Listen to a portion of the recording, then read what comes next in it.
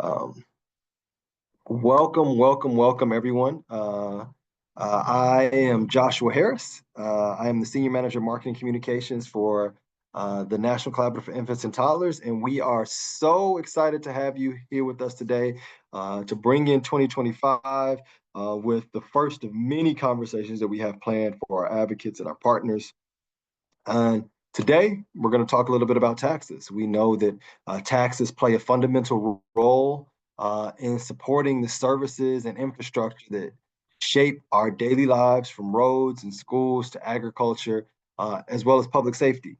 Tax policy, while critical, can get pretty wonky. And that's why we're here today. We want to help reduce the burden of folks really understanding taxes. And so we're excited to have some leading experts with us today as they break down what we as prenatal-to-three advocates need to know and why this information is so critical to our success. We're going to dive into the most important tax issues that will most likely be debated in our nation's capital and across the country in various states throughout 2025.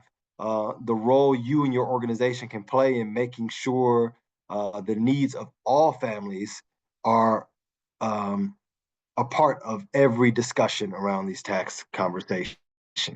And today we're going to hear from the Children's Funding Project on why taxes and why you, the State Revenue Alliance and why at the state level and why now.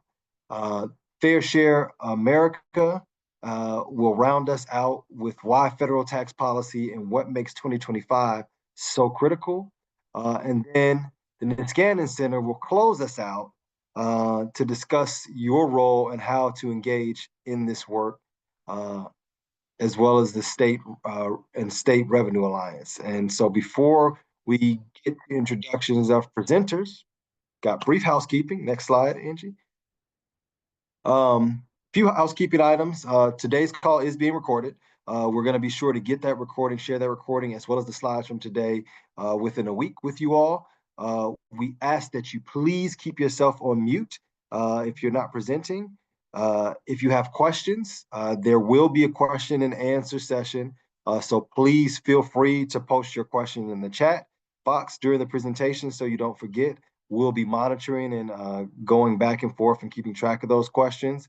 You can also feel free to raise your hand during question and answer time and take yourself off mute to ask your question verbally. If you need any assistance during the call, you can feel free to direct message our tech support, Angeline Kitchens, who will update her name to say tech support so she's easy to find. And she'll do her best to help you out with whatever it is that you need. And so with that, I'm excited to get started. Next slide.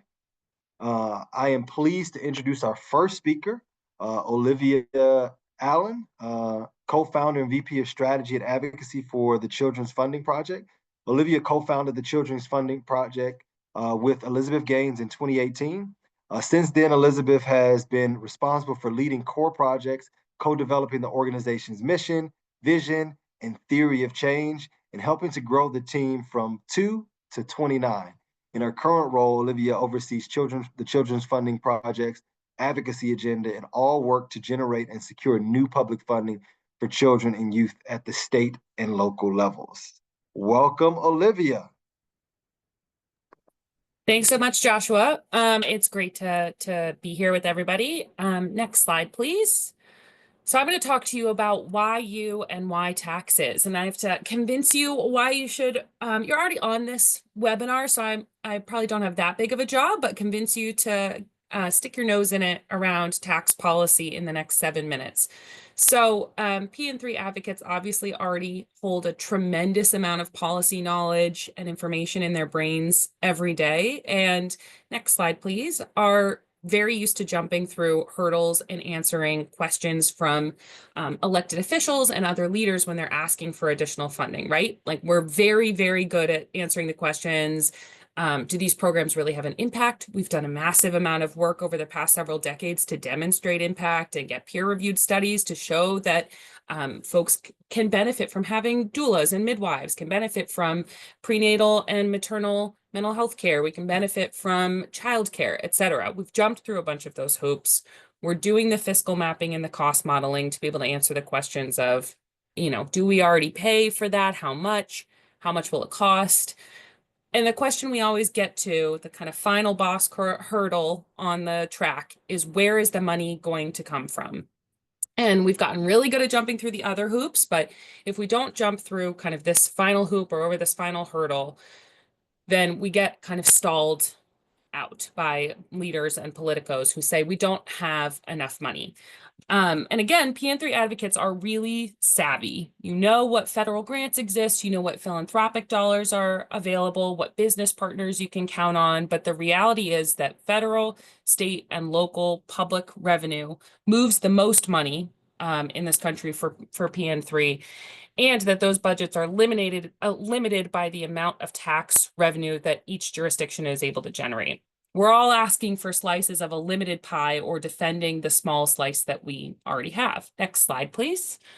So as advocates, we're always told or always assume that it's not really our job to think about the size of the pie. We're early childhood or maternal health people. We should focus on supporting the best possible programs and let the legislators and politicos figure out the size of the budget. Be happy with our slice of the pie, whether that's staying the same or if we're still getting some piece of pie under difficult conditions. But when we hear we don't have enough money to fund this, we've kind of traditionally believed that and taken it as fact, but the amount of revenue and the size of the pie that's available is actually not set in stone, right? There's folks making decisions about tax policy nearly constantly, at least every year, every other year, depending on your state, right? And in the federal government about what size that pie is going to be.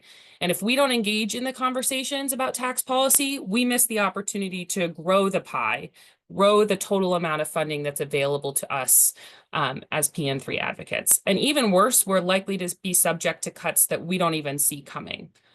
So next slide, please. Working on this engaging in tax policy has the capacity to have a huge impact on our work. My first example of this is many folks are probably familiar with the Louisiana Policy Institute for Children. They decided back in, I believe it was 2020 or 2021, okay, we want to learn about what's all the tax revenue that's available in our state. Like, how could our state theoretically grow the pie? They were really sick of hearing we don't have enough money to fill a state fund for early childhood. So Children's Funding Project worked with them on figuring out what are their available sources of tax revenue in their state. They pulled on it and they developed a kind of like a awareness and a savvy around what are the things that are about to be legalized that are then going to be taxed that we could get some of the revenue from. So you'll see they did this polling and saw that they were able to demonstrate that these things that were going to come online, right, like legalizing online sports betting, and it's not on here, but legalizing hemp-derived CBD, folks wanted to put revenue from taxing those newly legalized things towards early childhood. So next slide, please. So you'll see on this dashboard, I love this dashboard. The link's cut off, but happy to share this after the fact. On the right, you'll see they've started to collect little pieces of different revenue sources by knowing what new taxes were coming online and investing in understanding tax policy. They were able to say to the folks who were already kind of moving that tax fight forward, they were able to say to folks, shouldn't early childhood get some of that money? We have this empty early childhood fund that's supposed to be matching local generated revenue. Shouldn't we be getting some of that money? So they've started to stack up little bits and pieces of tax revenue for themselves. And that means that, I'm sure many of you heard about the New Orleans ballot measure that we supported that was successful in 2022 that generated $21 million a year for childcare. And that's now matched at the state level because the local advocates paid attention to what revenue was available to them and went and secured that. The state advocates filled the matching fund. So they're able to, that's resulted in $42 million more for childcare in New Orleans every year now. So that's just one illustrative story of the possibilities if you are able to engage in understanding, learning about, becoming aware of what the tax fights going on around you are. Those are some of the hopeful stories. Again, you may have heard of the next speaker on this call and her leadership in New Mexico in her previous role as executive director of New Mexico Voices for Children, and they're savvy around an extensive campaign to secure additional land grant permanent fund revenue for early childhood. You may have heard Children's Funding Project talk about the over $1 billion we've helped cities and localities generate, cities and states generate for early childhood, in annually $1 billion for children and youth over the past 6 years. And so there's a lot of opportunities that develop when we invest in learning about tax policy so that we can grow the pie. Next slide, please. And there's also a lot of good reasons for us to develop our allyship with revenue advocates in general. The goals of PN3 advocates and revenue advocates are often mutually reinforcing. Voters want to see federal, state, and local government spend more on prenatal-to-three services. And the visual I'm using here is from our poll a few years ago and is a little outdated, but Save the Children Action Network just did a great poll last year and on how 75% of voters want government to do more to help struggling families, at the very least, with childcare and preschool. That's up from 67% in June of 2023. So these numbers are going up of how much voters want to see the government spend on PN3. And voters have said they're specifically willing to support tax increases in order to fund those funding increases. So you see, these are like mutually reinforcing ideas, right? Of the folks who are working on tax reform and tax revenue generation and growing the pie and growing the budget, and PN3 advocates. Next slide, please. And this is, we can skip on past this slide, but essentially just when kids are on the ballot, we've shown time and time again, they win. So pairing kids, a vote yes for kids with a vote yes for tax reform or a tax increase or growing the budget is often a successful strategy. Next slide, please. So that's my rapid fire spiel about why PN3 advocates, there's opportunities, plenty of opportunities to stick our noses into tax policy and public revenue battles to grow the amount of opportunities and grow the pie for ourselves. But I also just want to plug that knowing enough to be dangerous in that space is one avenue, but also being good allies and broadening our coalitions and lending our power to existing revenue coalitions is essential in order to maintain, preserve the pie that already exists and keep growing it more broadly. So my colleagues who are about to share about state and federal tax battles, I think consider what they're talking about and how you can be a good ally and be good coalition members and see this as mutually reinforcing work. So I'll hand it back to you, Joshua. Thank you so much, Olivia. That was a great overview, and I'm sure we'll have some questions that come through after that. We appreciate it. Next up is Amber Whalen, the Executive Director of the State Revenue Alliance. Amber has spent over a decade in the nonprofit policy sector doing and leading policy, research, legislative communications, and outreach work on tax and budget, and economic justice, education, and health policy issues. She has worked in the public sector at the city, state, and federal levels, and is a state and nationally recognized policy expert on issues related to family well-being and fiscal policy. Welcome, Amber. The floor is yours.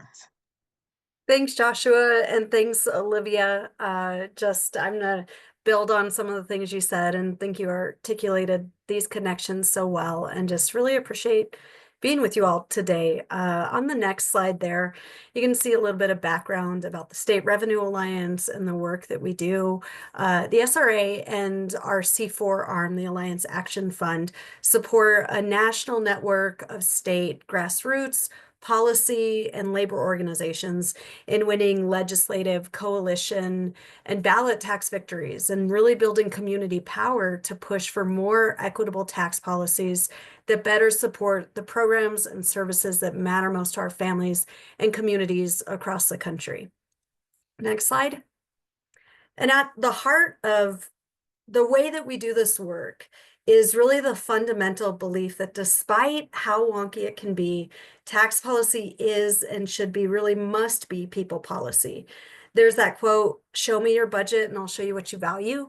And the same that is true for budgets is true for tax policy. How we raise and spend our money, how much we raise, who pays what they owe, who benefits the most, and whether or not a tax code raises the revenues needed to fund the programs most important to our families.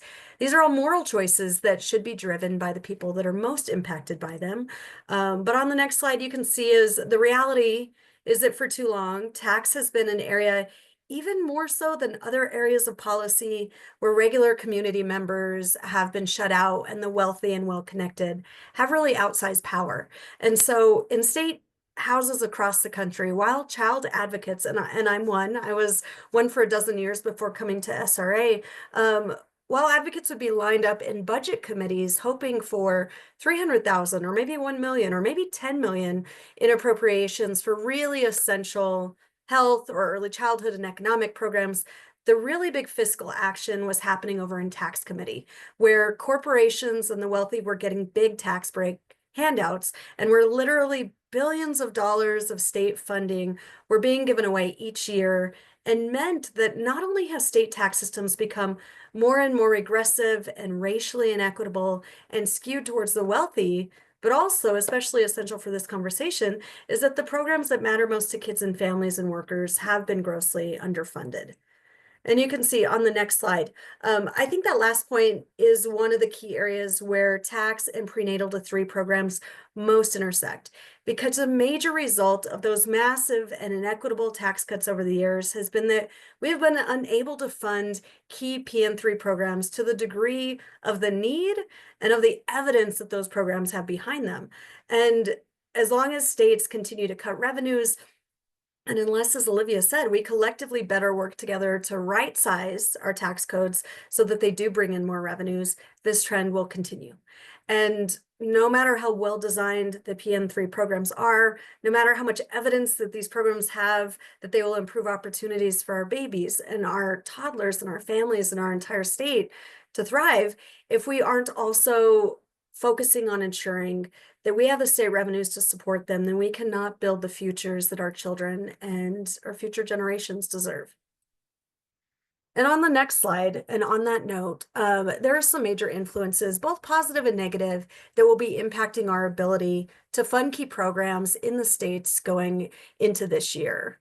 And you can see on the next slide, to start off with, we know that state budgets will be facing enormous pressure across the country in 2025 due to a host of different pressures. So first off there, the remnants of federal COVID relief that many states relied on to bolster key health and education and economic programs, those are winding down.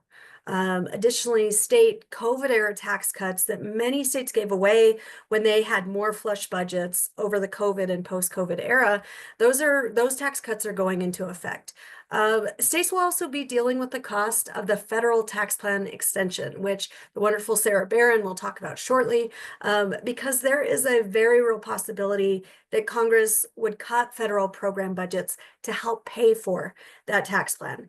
And then on top of that, cuts to essential safety net programs are already being openly discussed as a possibility under the new Congress and new administration.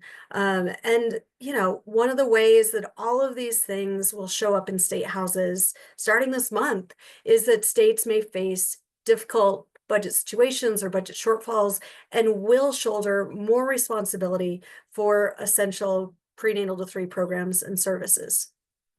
And so you can see there on the next slide, that's why we expect that prenatal-to-three policy issues will be at the center of revenue debates all across the country this year. Because while there has been major PN3 and early childhood program progress in recent years, as we all know, enormous needs remain for babies and toddlers and mothers and families and workers and employers. And as many of us have seen over the years, programs that serve babies and families and those most in need are too often the ones most at risk when states face fiscal hardship. And so state fiscal constraints really do threaten prenatal-to-three programs, not just necessary progress in these areas, but even maintenance of the status quo in current program budgets. And so to echo Olivia here, it's part of why we believe it's really key that those working to push for more opportunities for families through many key issue areas are pushing for a bigger budget pie and the revenue to support it, not just bigger slices for key and essential programs. But just, that said, on the next slide, you can see there progress is possible. There's good news on the horizon too. There is real reason to hope, reason to believe, examples to point to, and evidence to point to that we do have a bright future and that we have the tools and the foundation and the strengths that we need to build it. And you can see on the next slide, key part of that optimism is that we know that taxes have this really unique and powerful place in the policy realm to advance child well-being, because taxes determine whether those programs and services that matter so much to families, the child care, prenatal and maternal health programs, home visiting programs, paid sick and paid medical leave, guaranteed basic income, child tax credit programs, taxes determine whether or not those programs have the funding required to provide critical support and opportunities that generations of families across the country need to thrive. And on the next slide, you can see another really bright light to point to is that groups all across the country are building these essential foundations and connections. And we are seeing and working with communities across the country to utilize tax policy for that incredible power that it has. Whether those advocates are squarely tax policy wonks and tax policy lovers like many of us on this call are, or whether they're childcare workers or immigrant organizers or teachers, there is a growing movement that recognizes that all policy is deeply connected to tax policy. And you can see here that this momentum is gaining speed and power. Over 40 billion in new state and local revenue was approved across the country in 2024. More than 10 states have passed policies in recent years that really improve tax justice in their state tax codes. Sponsors for tax justice bills have more than doubled from 250 to more than 500 in the states that we work with in just 1 year. And state electoral outcomes were actually very positive in November for revenue and tax justice legislative champions. And we've also seen a strong improvement in positive media coverage on state taxes over the years, and you can see that there. But maybe most importantly, there is a growing movement of diverse groups that are pushing for more equitable, more robust, and more just tax policy in their states. And with that, I'll wrap up. And just on the next slide, you can see there, we're here to help you engage in and continue to build that movement and momentum. So looking forward to continuing to connect with you all more this year and encourage you to reach out and to sign up. And with that, I'm going to turn it back over to Joshua. Thank you so much, Amber. And again, if you all have questions, please feel free to post them in the chat, or you can wait until the question and answer portion that we will have at the end, where you get to ask questions of any of our presenters today. With that great information, Amber, thanks a lot. I'd like to introduce Sarah Barron from Fair Share America. She's next on the agenda, and Sarah has run and worked on issues and electoral campaigns for the past 13 years, from fighting for healthcare to tax fairness, universal childcare, paid family leave, higher and fair wages, bail reform, voting rights, climate action, via ballot initiatives, and sheriff and district attorney, congressional, as well as presidential races. We may have crossed paths, Sarah. Sarah is the senior advisor for Fair Share America, fighting to prevent billionaires and corporations from getting more tax cuts instead of working people. Sarah, the floor is yours. I didn't realize you were going to read the whole bio. Hi, everybody. Sarah here. Great to see some familiar names in the list and to meet a bunch of new people. I just also want to echo the person who said their New Year's resolution was closing more Chrome tabs. That really hit home. So thank you. So I'm working with Fair Share America, and basically Fair Share started only about 6 months ago to support a movement in the states and nationally to make people in the most profitable corporations pay what they owe, much like working people do, so that all of us can thrive. Really what Amber was talking about of you can't pay for things we need in the budget if we aren't raising the revenue to pay for it. So the less revenue we raise from the people that owe, the less we can put that into babies and toddlers and their parents and families. And so that's really what FSA is focused on. And really 2025 has being referred to as sort of like the Super Bowl of federal tax fights. So we're really in the thick of it, just kicking off. So everyone's getting in at the right time. This is such a big year because the Tax Cuts and Jobs Act, and it rolls off the tongue, the TCJA expires in December in 2025, it was passed in 2017, back when,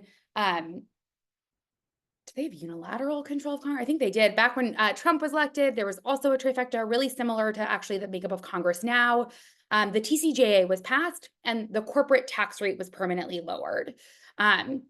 And so that's the bill that everyone is debating this year across Congress both in terms of what aspects people want to keep, what aspects people want expired, what things folks want changed permanently. It's a massive, massive, massive bill. But I think what has been difficult since 2017, so the last 8 years, has been that the bill, according to many of us, has disproportionately helped people at the top, and especially paired with lowering that corporate rate permanently. That's just so much less money to put into things like investments for kids and families.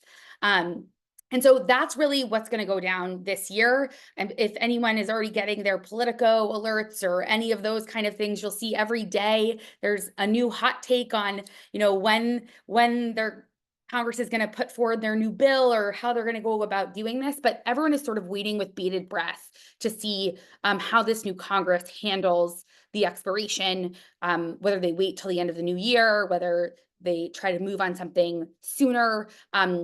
It's a little bit everyone's guess. So no one actually knows the answer. So no one's out of the loop because we don't totally know yet. We're all waiting to see. But just wanted to emphasize that everyone really has a stake in this debate because, again, this is about what we're funding, what we're providing budget for. And obviously, like Amber was saying, this all trickles down to state budgets, which trickles down to local budgets, which, the dominoes keep going. And so this federal fight this year sort of dictates probably close to the next decade of what this country is going to fund and invest in, which obviously needs to include babies and kids and their families. Lastly, before the next slide, is just given the makeup of Congress, we are really in a situation where there are 535 people that have key votes, which means, depending on what bill is introduced, whether it's whatever modifications or expirations or changes, every single constituent in every single congressional district and state across the entire country is crucial for raising your hand and saying whether or not you think this bill aligns with your values of investing in kids and families. And so I think that's the kind of really exciting part of the federal debate this year, is that there really isn't any district or any state that doesn't matter when it comes to what ultimately is passed and how much is going to be invested in kids. You can go to the next slide. So I didn't want to go too deep into, obviously there's policy experts that can talk to you more about the Tax Cuts and Jobs Act, and there's bajillions of numbers. There's really good state and district data, which I'm happy to pass along too from other national allies like the Center on Budget and Policy Priorities and ITEP and so many others. But I wanted to just share what Fair Share America is doing, and if folks would like to get involved in the federal fight on this end, how you can plug in. So that includes talking points and messaging. It will echo a lot of what I just said, but have some more concise bullets in there. We are encouraging people to host as many events as possible in your congressional districts and states in the next several weeks, if not months. Again, because we don't really know what bill is going to be introduced, when it's going to be introduced, we want to be ready to go. And we want members of Congress to hear from us now that we want to prioritize investing in kids. We want to prioritize investing in families. Whatever this bill looks like, will you support investing in kids, investing in families? And so this guide sort of gives you some possible ideas for the type of event you could host or co-host, and the types of calls to action that you could do or call on your member to just start getting that voice heard, that plea heard for what the priority should be from this tax bill. Fair Share Makers also, we're going to start hosting weekly meetings this Monday. So this is perfectly timed. Mondays at 1 p.m. Eastern. The link there is, and you can send these afterward, or I can send them along to the team here, and I defer to you all how we want to disseminate them. But just that's a calendar invite. I think we'll discuss, what we're hearing from the Hill, what other folks are planning, how we can all work together. And similarly, we're going to start sending out weekly emails with a lot of that intel and resources. I know a weekly call is a lot. I know not everyone is able to do that. So just want to be sure that we're getting as up-to-date intel and resources as possible, so everyone can make their voice heard as to making sure that whatever comes of this new tax bill, that it's more equitable, more just, and that's prioritizing what we only know needs to be prioritized, which is kids and families. So please email me, even if it's like a question or like, what the heck did you say, or you rambled too much, email me. I'd love to answer your questions. I can send so many more resources or re-up these links, but just really excited to be able to chat with you all today, and I'm excited about this group of people. Thank you so much, Sarah. You did not ramble. You did a great job and great introducing us to the federal landscape. So I appreciate that. And our final speaker for today is Josh McCabe from the Niskanen Center. Josh is the Director of Social Policy, where he focuses on issues related to child poverty and household stability. His work has been featured in the Washington Post, the National Review, the Hill, and more. Welcome, Joshua, my name twin. The floor is yours. Thank you, Joshua. It's great to be here with a great group of advocates, especially talking about one of my favorite topics, which is taxes. So I'm going to ask you to keep two things in mind today, and to help you do that, I'm going to rhyme them. The first one is focus, and the second one is locus, right? So we're going to talk about how to focus on relevant policies in what can be a sea of, at least for PN3 community, irrelevant policies. There's a lot going on there. So how do you stay focused? And how to maximize your locus of influence. So we'll talk about how do you got a lot of things on your plate. How do you focus on making impact without getting burnt out? So with focus, we mean keeping an eye on and jumping in when relevant to engage on two tax issues for this community. The first one is potential changes to prenatal-to-three policies in the tax code versus, as Olivia mentioned, potential changes to revenue that might expand or protect prenatal-to-three priorities. So on that first one, we administer quite a bit of family policy through the tax code. You can make a hearty alphabet soup with all the program acronyms there. The CTC, EITC, CDCTC, 45F, 45S. It goes on and on. These are things like the child tax credit, the earned income tax credit, child independent care credit. So on the federal level for this year, I think we're going to see a lot of focus on the child tax credit out of all these acronyms. So thinking about what was done to it in 2017, where do you want to see it go in 2025 is going to be really important. We're looking at changes potentially to the amount, whether it's index, phase it in faster to include more low-income families. But I think that's going to be part of the central part of this debate, the Super Bowl of taxation, as I think Sarah mentioned. States are going to vary in their focus, right? And this is where you're going to want to talk to your allies in the state and on different in state houses. Child tax credit reforms are in play in places like Georgia and New York, but other states may be looking at some changes to the earned income tax credit, the child independent care credit, or other types of tax policy we see in the tax code aimed at families. On the other side, I'm a fiscal sociologist by training, so I spend a lot of time thinking about how states and countries raise enough revenue to fund family policy priorities. So on the federal level, the impact of extending the 2017 tax law deficits is going to be a huge part of the debate. It is the Super Bowl of taxation, as Sarah mentioned. And the bill is a mix of revenue raisers, but a whole bunch and more so revenue losers that are going to vary in size and their distribution and impact of who they're going to influence. So we want to think through the different parts. There's some good parts of the bill. It expanded the child tax credit, expanded the standard deduction. It caps some, I think, tax breaks that mostly go to upper income families. But there's a huge set of revenue losers that are going to take away from a lot of the policies that we want to support. In states, again, you're going to vary in your focus, but as Amber mentioned, the end of the American Rescue Plan state aid will mean tighter budgets. So I would encourage you to be ecumenical when it comes to state revenue raisers. Higher income taxes are one tool, but we've seen a lot of success, as you heard from my colleagues here. Payroll taxes, gas taxes, natural resource extraction taxes, sales tax changes, sin taxes, property taxes. It can be a little bit overwhelming.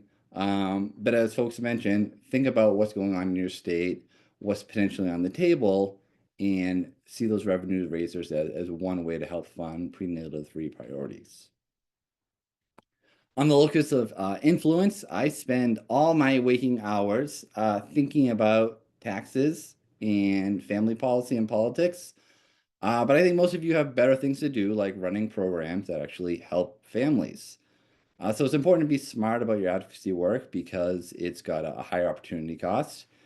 Every day you're thinking about legislation, you're not thinking about improving programs.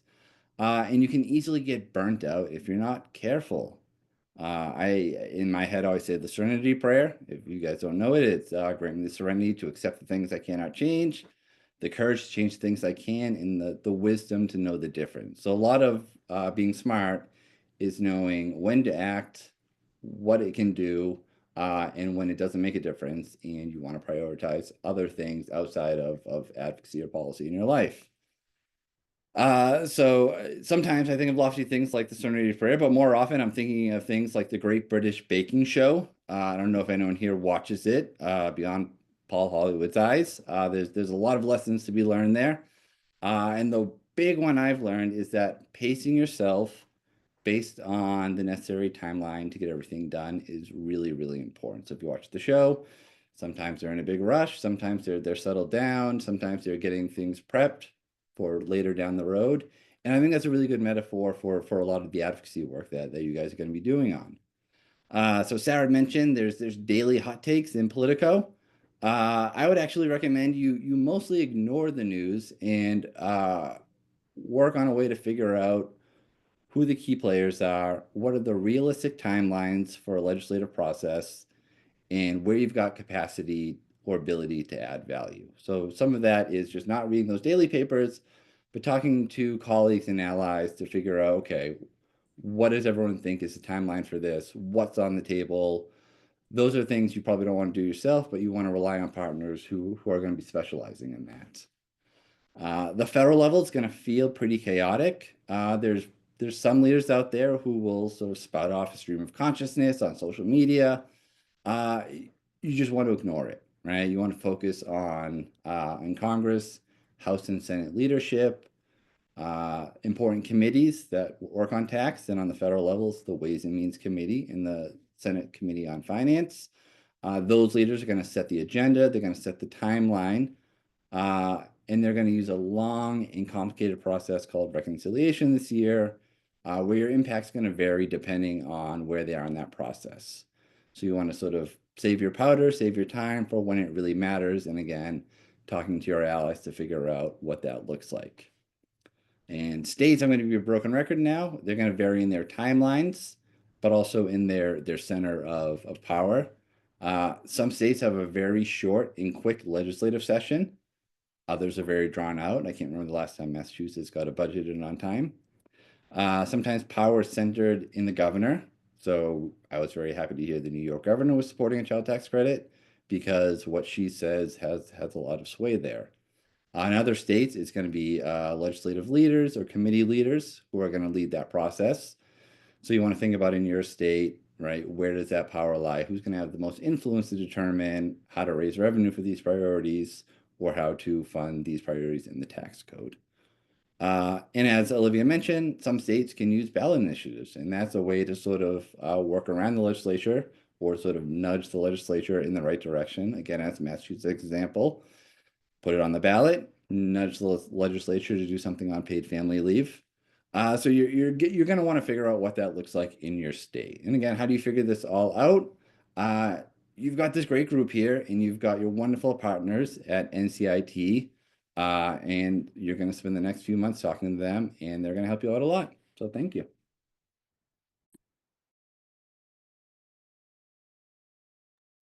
Thank you so much, Josh. Appreciate it. Now I'm going to see if we can bring all of our speakers back to the screen, kind of like the Brady Bunch, as we prepare for our Q&A. Yes, this is our Q&A. We got some really amazing information from our presenters, and thanks again to all of them. And so I'm going through the chat box to see if we have some questions, and then I have a few questions here as well.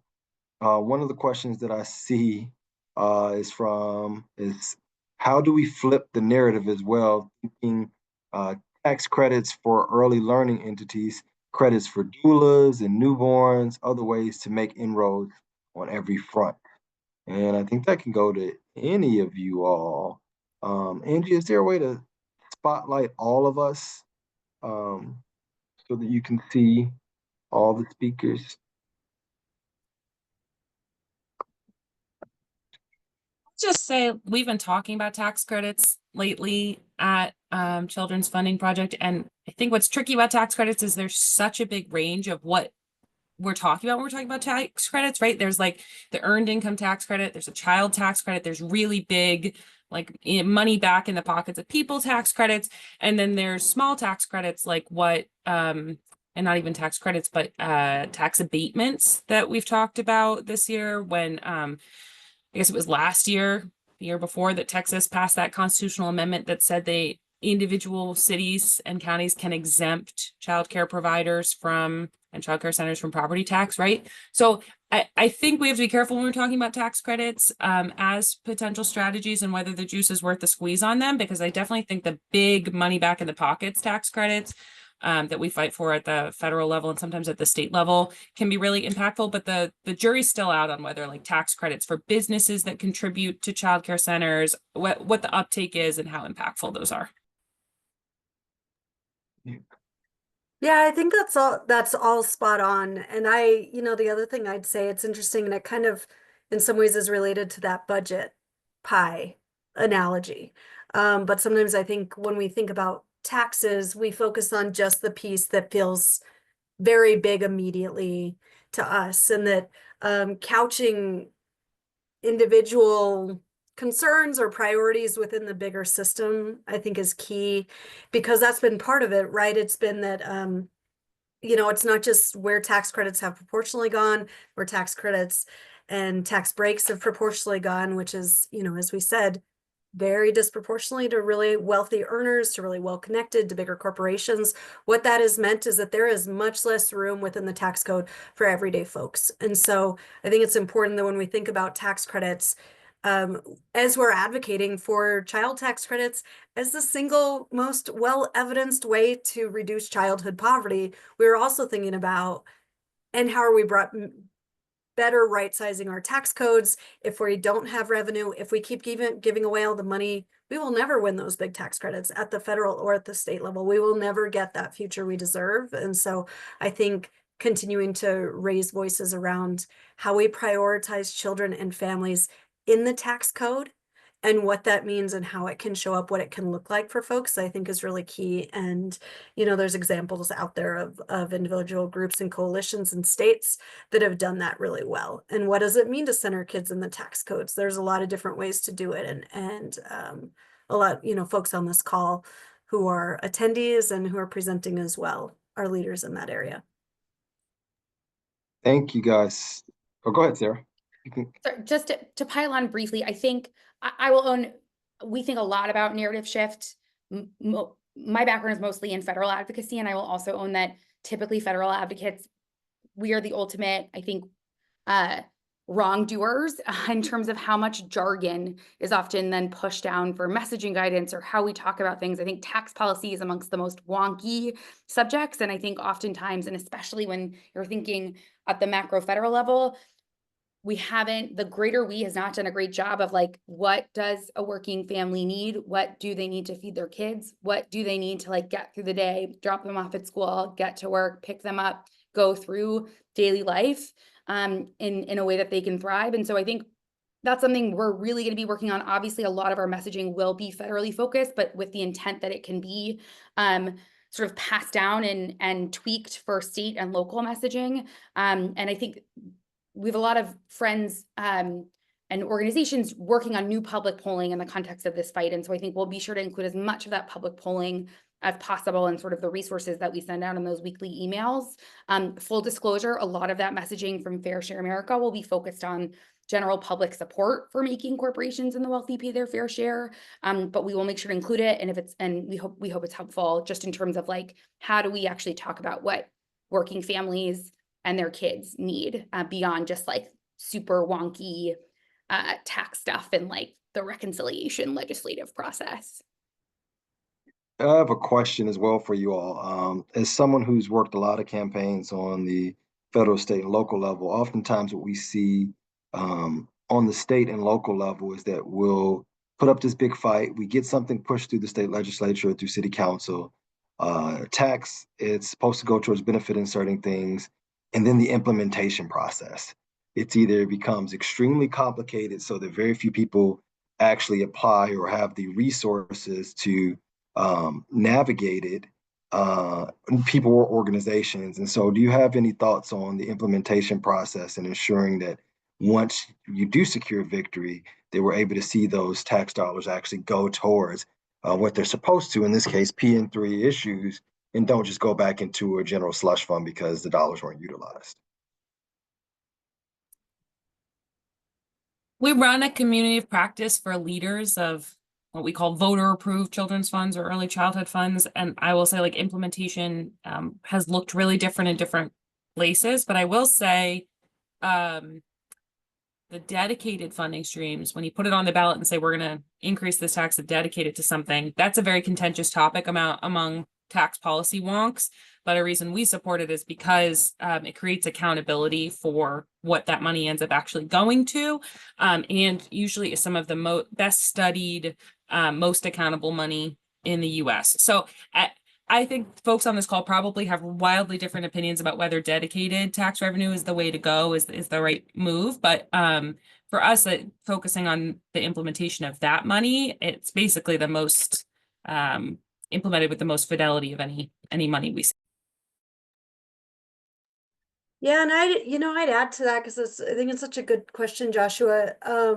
I would add to that that's why I think it's important that you all on this call are engaged in this fight and the child advocates are part of tax discussion issues, because these need to be people and kitchen table issues, as somebody said in the chat.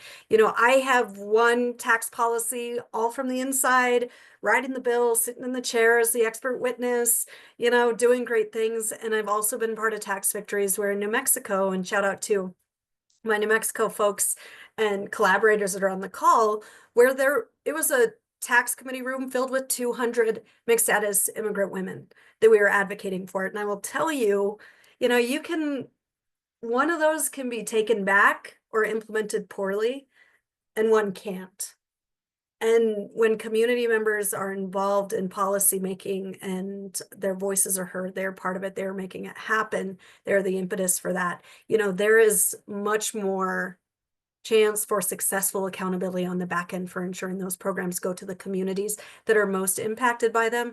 And that's also, in work that we've done at SRA and, that I did in New Mexico, that's part of it. Community members who are most involved best know whether or not those resources get to where they need to be. Somebody mentioned language access. We've done that work where we're on the back end developing bilingual access for folks to be able to apply for programs. So I think that element of who is involved in the work is really essential, and again goes to what I think you all brought us all together for today.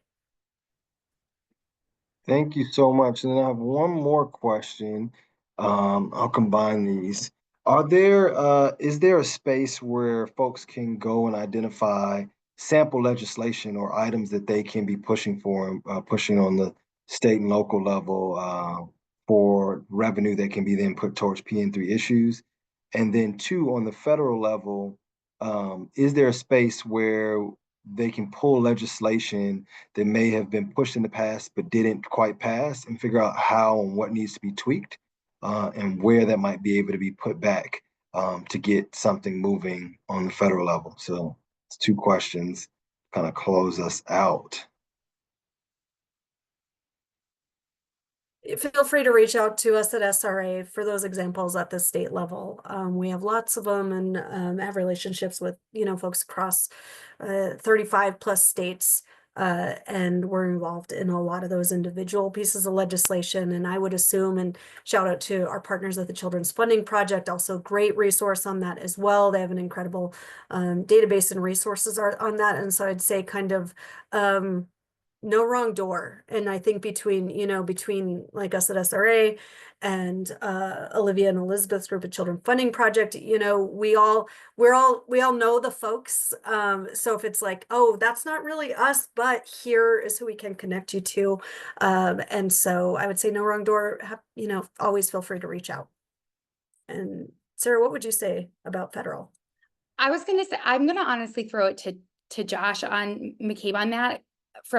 I'm sure you have some good legislative sources, but I will say, I think something I know fair share we look at a lot, particularly on this front, is like the Institute for on taxation and economic policy, ITEP. I can put the link in there.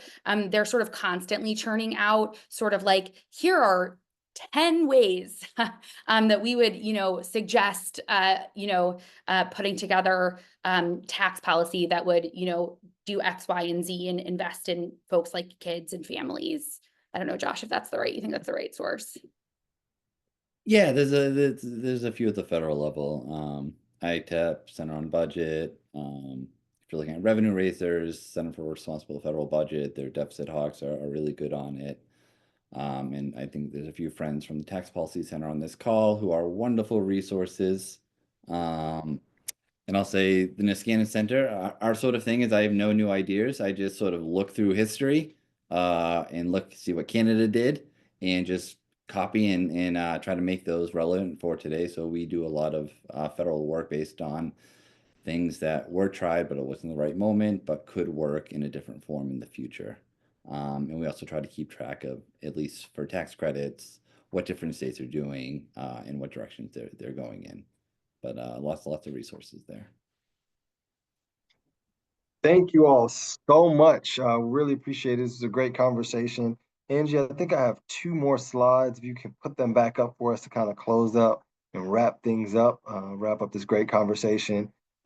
Great discussion, very informative. Hopefully you as advocates are able to take this back home, utilize our speakers and their organizations as a resource for you. As you begin and continue to grow your work with tax policy, please remember that the NCIT is here to help you. We're here as a resource, so you can access the no-cost policy change and campaigns consultation, as well as connections to experts like those who presented today.